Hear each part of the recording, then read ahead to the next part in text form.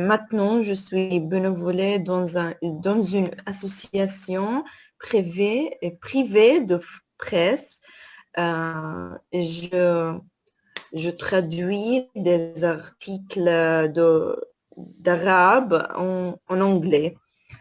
Et mon français, c'est pas très professionnel ou je suis en train d'améliorer mon français. Il est déjà très bon, hein?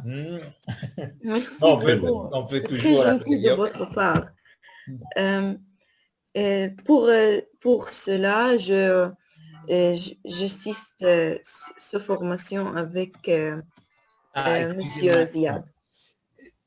Allô? Oui. Non. Tu parles bien français, Mahat. Très Il y bien. avait excusez-moi, Excellent. il y a eu Merci, un appel monsieur. téléphonique. Ça y est, j'ai raccroché. Est-ce que tout le monde s'est présenté? Très bien. Donc, voilà, après la présentation de ces participants très motivés, et comme tu as entendu Jean-François, ils sont très motivés d'une part pour développer et améliorer leur niveau de français, soit pour perfectionner dans le domaine de traduction. Donc, on va te laisser 10 minutes, un quart d'heure de parler de la traduction, si tu as des conseils méthodologiques sur la traduction, parler de ton expérience comme traducteur professionnel de deux langues, l'allemand et le français, voilà, les difficultés de traduction, quelles sont les qualités d'un traducteur-interprète.